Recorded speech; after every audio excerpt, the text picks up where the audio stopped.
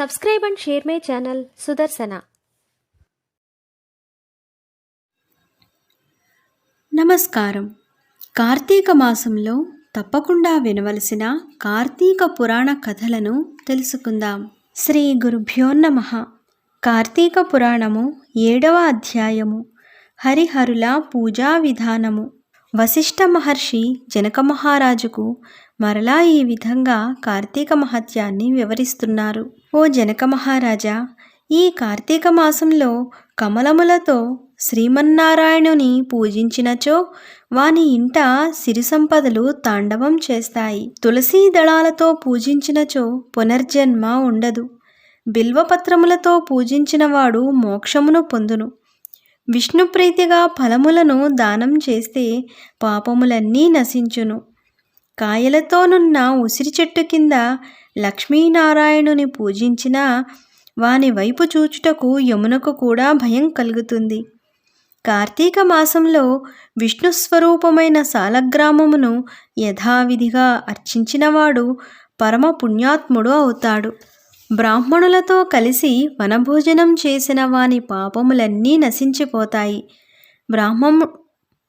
బ్రాహ్మణులతో కూడి ధాత్రీ వృక్షము అంటే ఉసిరి చెట్టు మొదట సాలగ్రామమును ఉంచి పూజించినవాడు విష్ణులోకమున చిరకాలం ఉండి ఆనందిస్తాడు.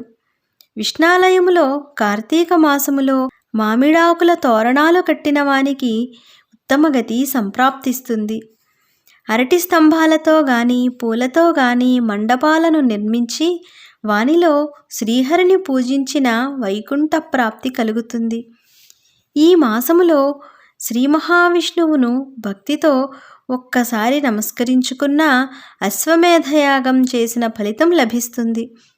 విష్ణువు సన్నిధిలో జపములు, హోమములు, దేవతార్చనలు చేసినవాడు తన పితృదేవతలతో సహా వైకుంఠమునకు వెళతాడు. కార్తీక మాసములో స్నానం చేసి చలిలో వణుకుతున్న వానికి వస్త్రదానం చేస్తే 10,000 అశ్వమేధయాగములు చేసిన ఫలితం పొందుతాడు.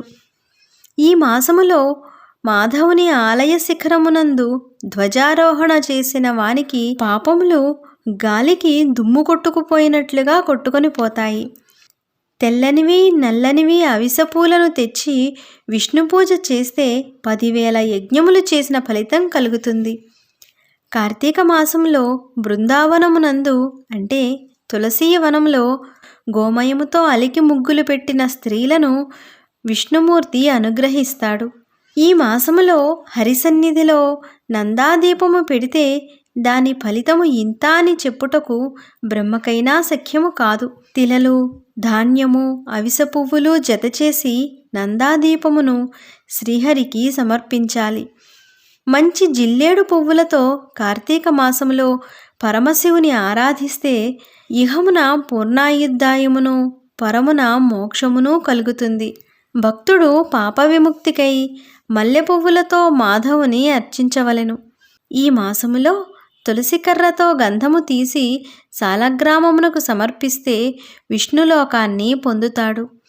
శ్రీహరి సన్నిధిలో నాట్యారాధన చేస్తే జన్మాంతర పాపములు నశిస్తాయి. కార్తీక మాసములో విష్ణు దేవాలయమును దీప పుష్పాదులతో అలంకరించిన వారికి విష్ణు సాన్నిధ్యం కలుగుతుంది. ఈ సమయంలో అన్నదానం చేయుట చాలా పుణ్యప్రదము.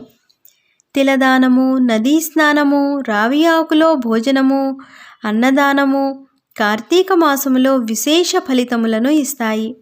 ఇవి చెయ్యని వానికి మరుజన్మలో కుక్క జన్మ లభిస్తుంది. ఆ పైన చండాలత్వము కలుగుతుంది. గాడిద జన్మ కూడా కలగవచ్చు.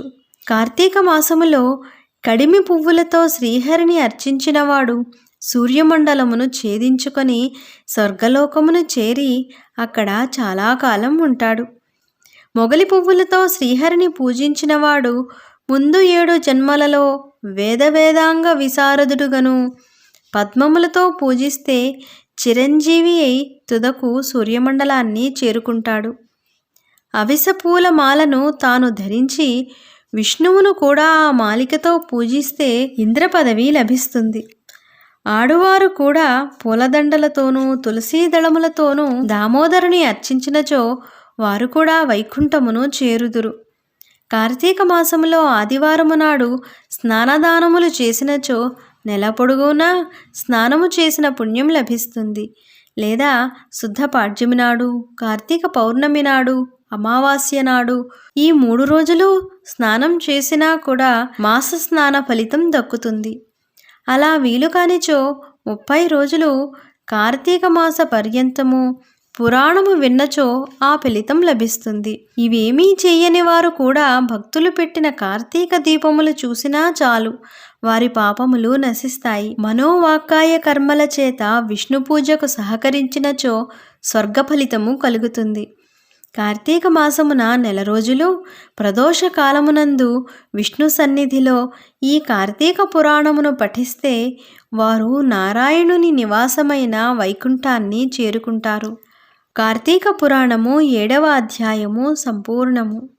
కార్తీక పురాణము తరువాయి భాగంలో మళ్ళీ కలుద్దాం. నమస్కారం.